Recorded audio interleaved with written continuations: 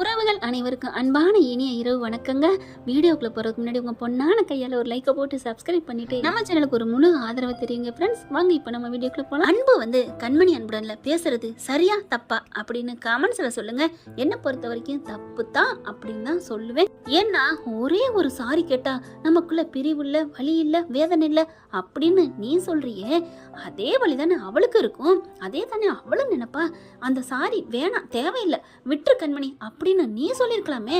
அப்ப நீ மட்டும் பிடிவாதம் பிடிக்கலாம். உனக்கு வந்தா ரத்தம், அவங்களுக்கு வந்தா தக்காளி சட்னியா? என்ன அன்பு, நீயும் பொது மனுஷன் தான்.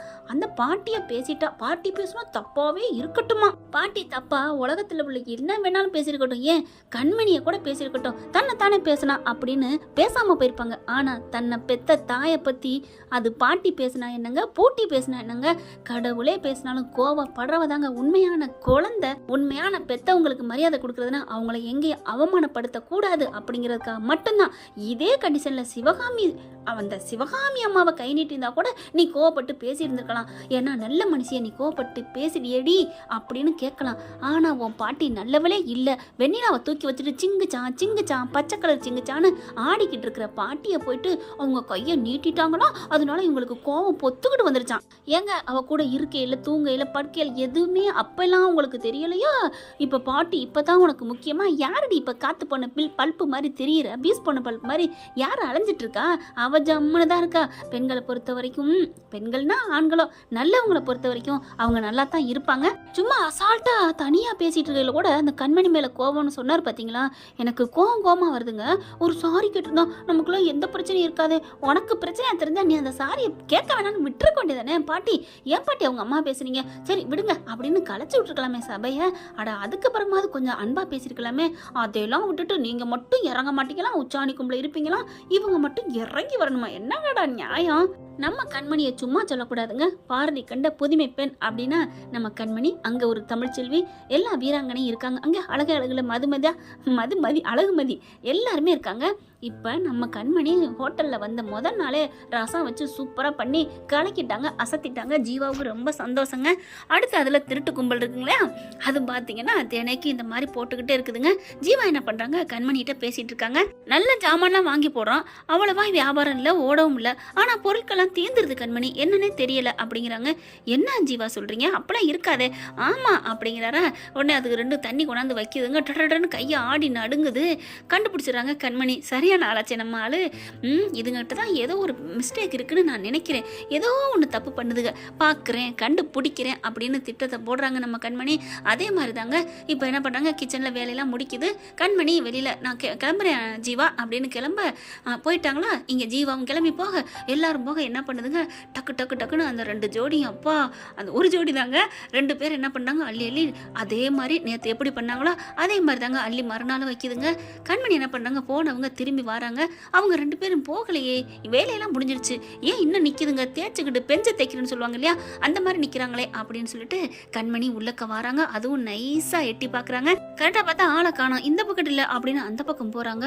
லாரியில ஏத்திக்கிட்டு இருக்குது. சீக்கிரம் பருப்பு அது இதுன்னு போய் கப்புன்னு கையை பிடிக்கிறாங்க. ஐயோ யாரு அப்படின்னு பார்த்தா கண்மணி.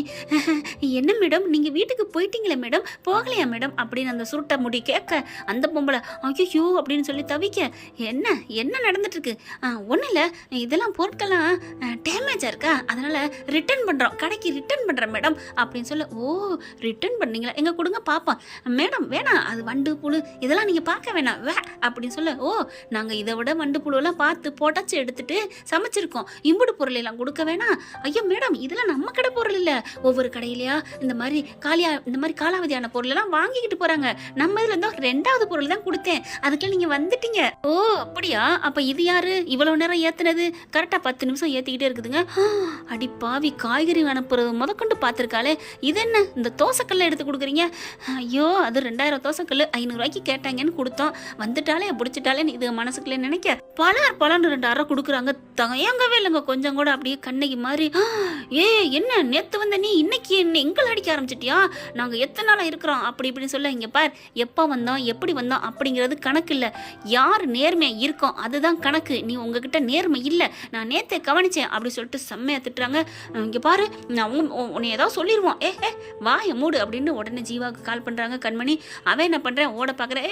எங்கே ஓடுற, நில்லுடா அப்படின்னு அந்த வேன்காரனை பிடிச்சி நிப்பாட்டுறாங்க. அடுத்து பார்த்தீங்கன்னா ஜீவா என்னாச்சு அப்படின்னு கேட்கல. வா ஜீவா சீக்கிரம் வா அப்படிங்கல பறந்தடிச்சு ஓடி வர்றாரு. என்னாச்சு, இதுங்க என்ன வேலை பண்ணியிருக்கு கேளு அப்படிங்கல. என்னையா பண்ணி வச்சிருக்கீங்க? ஐயோ அன்பு சார், நாங்கள் ஒன்றுமே பண்ணலை, இந்த அம்மாவா தான் பிடிச்சி வச்சுக்கிட்டு ஆய்வேன்னு கத்துதுங்க. நான் என்னத்தை பிடிச்சி வச்சேன், இவர் யாரு எனக்கு தெரியுமா என்ன அப்படிங்கல. ரெண்டு திருத்துன்னு முடிக்குதுங்க. இல்லை அதெல்லாம் ஒன்றும் இல்லை, இவன் பாட்டுக்கு வந்துட்டு இருந்தான், இது 2 பொருள் நல்லா இல்லைன்னு கொடுக்க பார்த்தான், 2 பொருள் நல்லா இல்லைண்ணா எங்க, இது நேற்று வாங்கினதுடா அப்படின்னு ஓப்பன் பண்ணுறாங்க. அப்படியே புத்தம் புதுசு நல்ல சரக்கு, அதுவும் நயமான கடையில் வாங்கினதுங்க. நியாயமான கடையில் நயமான பொருள், இது உனக்கு வண்டு தொலைச்சிருக்கா அப்படின்னு கண்மணி மறுபடியும் பலார்னு கொடுக்க ஜீவாவே அதிர்ந்து போறாரு. கண்மணி என்ன கண்மணி, அப்ப என்ன உனக்கு ரோசம் இல்லையா ஜீவா, உன்னிட்ட ஆட்டையை போடுறாங்க, சீட்டிங் பண்ணிட்டு இருக்காங்க அப்படிங்கிறதான் கோவம் வருது. அண்ணே உங்களை நான் எவ்வளோ நம்பினேன் அப்படின்னு ஜீவா அவங்களை கேட்க, இல்லப்பா அது வந்து அப்படிங்கல. அந்த லாரிக்காரன் மறுபடியும் நைஸா போக கொத்தா பிடிக்கிறாங்க. எங்கே ஓடுற, உண்மையை சொல்லு, எத்தனை நாளா இது நடந்துட்டு இருக்கு அப்படிங்கல.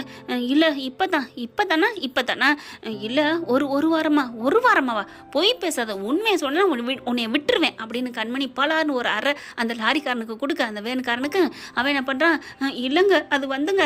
அதுக்குள்ள அந்த வேலை பார்க்குறாங்களே அவங்க என்ன பண்றாங்க, இல்லங்க 1 மாசமா தான் அப்படின்னு சொல்ல ஜீவா பாக்குறது. அட பாவீங்களா, 1 மாசமாவா? கண்மணி என்ன பண்றாங்க, இவங்க வாயில இருந்தெல்லாம் உண்மை வராது ஜீவா, 1 மாசங்கிறது சும்மா, இதுங்க உண்மை சொல்ல இவங்களை போலீஸ்ல பிடிச்சி கொடுத்துடலாம், ஆனா இவர் உண்மை சொல்லிட்டாருன்னா இவரை விட்டுருவான். அண்ணே டிரைவர் அண்ணே உண்மையை சொல்லுங்க, எத்தனை நாள் அது நடக்குது அப்படின்னு கண்மணி கேட்க, அண்ணே போலீஸ்ல அக்கா கொடுத்துடாதீங்கக்கா, கம்ப்ளைண்ட் கொடுத்துடாதீங்கக்கா, இந்த ஹோட்டல் ஆரம்பிச்ச இவங்க வேலைக்கு சேர்ந்த அன்னையிலேருந்து நடந்துட்டு இருக்குக்கா. போட்டாண்டா அப்படியே ஒன்றும் பண்ண முடியல, உட்காந்துக்கிட்டு ஐயோ உண்மையை போட்டு உடைச்சிட்டானே, அடப்பாவி உனக்கு நான் எம்படி கமிஷன் கொடுத்துருப்பேன்னு நினைக்கிறாரு ஜீவா.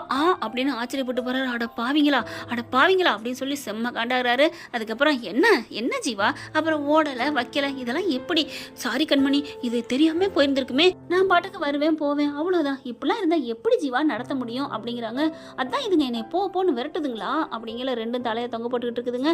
இதுங்களை சும்மா விடக்கூடாது, போலீஸுக்கு கால் பண்ணு அப்படின்னு சொல்ல, அம்மா என்ன மன்னிச்சிருங்கம்மா, ஏதோ வறுமை கோளாறுல இந்த வருஷம்புல எவ்வளோ நாளாக நீங்கள் கொடுத்துட்டு இருந்திருக்கீங்க, எவ்வளோ கொள்ளையடிச்சிருக்கீங்க சொல்லுங்க அப்படின்னு கேட்க, இல்லைம்மா இல்லை அப்படின்னு அழுகுறாங்க. ஜீவா செம்ம காண்டாய் போலீஸுக்கு கால் பண்ணி சொல்லியே தீர்வேன்னு ஒத்த காலில் நிற்க, அந்த வேன்காரன் என்ன பண்ணுறேன், அம்மா நான் புள்ள குட்டிக்காரமா 2 தங்கச்சி இருக்குமா கட்டி கொடுக்கணுமா அப்படின்னு காலில் விழுந்து அழுகுறாங்க. அதே மாதிரி தான் அவங்களும், ஆமாம்மா எனக்கும் புள்ள குட்டி இருக்கு, என் அம்மா அப்பா இருக்காங்க, என் அத்தை பொண்ணு ஒன்றுங்க, அதுக்கு கையில்லாது இதுன்னு சொல்லி புலம்புறாங்க, என் அக்காவை கட்டி கொடுத்துருக்குங்க, இப்போ என் தங்கச்சி ஒன்று இருக்குங்க அப்படின்னு அழுகுதுங்க. அப்போ வறுமையாக இருந்தால் கை வச்சிடணுமா, அடுத்தவங்க வீட்டில் இப்படி பண்ணலாமா பாவத்தை அப்படின்னு கண்மணி சொல்ல, ஜீவா இருந்துட்டு நான் கண்டிப்பாக போலீஸில் சொல்லுவேன்னு ஃபோன் பண்ண, வேணாம் ஜீவா அப்படின்னு கையை பறிக்கிறாங்க. ஃபோனை பிடுங்கின கையோட அவங்க 2 பேரையும் முறைக்கிறாங்க. இப்படி பண்ணலாமா உண்டை வீட்டுக்கு 2 அம்மா தாய் என்ன மன்னிச்சிருமா அப்படிங்கிறாங்க. உங்களை நான் மன்னிச்சு விட்டா மறுபடியும் பண்ணுவீங்களா இல்லை ஒழுங்கா இருப்பீங்களா அப்படி சொல்ல, அம்மா தாயே என்னை மன்னிச்சிருமான்னு 2 பேரும் காலில் விழுகிறாங்க. அப்படியே கண்மணி பார்க்குறாங்க. சரி ஜீவா விட்டு தள்ளு, பாவமாக இருக்குது பார்க்கையில் அப்படின்னு சொன்னோன்னே, அம்மா நீ என் தெய்வமா அப்படின்னு சொல்லிட்டு 2 பேரும் அப்படியே அழுகுறாங்க, கெஞ்சுறாங்க. போங்க அப்படின்னு சொல்லி கண்மணி விரட்டுறாங்க. ஆனால் இனிமேல் நீங்கள் இந்த மாதிரி ஏதாவது பண்ணுனீங்கன்னு தெரிஞ்சிச்சு கண்டிப்பாக நான் போலீஸில் சொல்லி கொடுத்துருவேன், இறக்கப்பட மாட்டேன். அம்மா அப்படிலாம் பண்ண மாட்டேம்மா, சம்பளமும் இல்லை, அதனால தான் இனிமேல் சம்பளம் வரும், வேலையும் ஒழுங்காக வரும், நல்லா நடத்துவோம் போதுமா அப்படிங்கிறாங்க. சரிங்க மேடம் நீங்கள் நல்லா இருப்பீங்க அப்படின்னு போக, அப்புறம் அந்த பக்கம் போயிட்டு, இந்த பொம்பளை பிடிச்சிருச்சு பத்தியா அப்படி இப்படின்னு ஏதாவது சொன்னீங்க, அம்மா அப்படிலாம் நாங்கள் சொல்ல மாட்டோமா, நீங்கள் தெய்வமா, எங்களை நீங்கள் விட்டதே பெருசுமா அப்படிங்கிறாங்க. அந்த வேனுக்காரரையும் போய் தொலையா, இந்த மாதிரிலாம் இல்லீகல் பிஸ்னஸ் பண்ணாதீங்க கிளம்புங்க அப்படின்னு சொல்லிட்டு கண்மணியும் ஜீவாவும் சொல்லிடுறாங்க.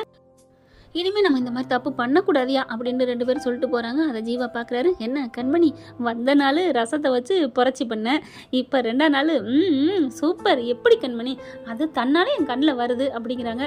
என்ன பண்ணுறது அப்படின்னு சொல்லல. ஆனால் அந்த 2 பேரும் நீ நம்புறியா கண்மணி? நம்புறேன் ஜீவா, ரொம்ப நல்லவங்களாக மாறிடுவாங்க, தப்பு பண்ணவங்க திருந்த ஆரம்பிச்சிட்டா அவங்கள மாதிரி நல்லவங்க யாருமே இருக்க முடியாதுங்கிற அளவுக்கு விசுவாசமாக நடந்துக்குவாங்க ஜீவா. பாவம் போயிட்டு போகுது, ஏழை வறுமை காரணம், சரி விடு அது ரைட்டுன்னு சொல்லலை அப்படின்னு ஜீவா சொல்கிறாங்க. அதை அந்த பக்கம் இருந்து கேட்டுட்டு 2 பேரும் கண்ணு கலங்குறாங்க. இந்த அம்மா எவ்வளோ நல்லவங்க அப்படின்னு ஓடி வந்து, அம்மா என்னை மன்னிச்சிருங்கம்மான்னு 2 பேரும் மறுபடியும் மன்னிப்பு கேட்குறாங்க. அட விடுங்க நான் உங்களை ஒன்றும் சொல்லலை, நீங்கள் ஒழுங்காக இனிமேல் உண்மையாக நடந்துக்கங்க அப்படிங்கிறாங்க. என்ன ஃப்ரெண்ட் இப்படி போனால் நல்லா தானே இருக்கும், பார்க்கலாம் என்ன நடக்க போகுதுன்னு. இந்த பதிவு உங்களுக்கு பிடிச்சிருந்துச்சுன்னா உங்கள் பொண்ணான கையால் ஒரு லைக் போட்டு சப்ஸ்கிரைப் பண்ணிடுங்க. Thank you friends. இந்த வீடியோ உங்களுக்கு பிடிச்சிருந்தா தயவு செய்து லைக் பண்ணுங்க. இன்னும் அப்டேட்ஸ்க்காக சேனலை சப்ஸ்கிரைப் பண்ண மறக்காதீங்க. நம்ம கிட்ட இருக்க எல்லா சேனல்ஸோட லேட்டஸ்ட் வீடியோ அப்டேட்ஸ்க்காக மேல ரைட் சைடுல காட்டுற லிங்கை கிளிக் பண்ணி வாட்ஸ்அப் குரூப்ல ஜாயின் பண்ணுங்க. உங்களிடம் விடைபெறுவது நான் உங்கள் மெஹர்.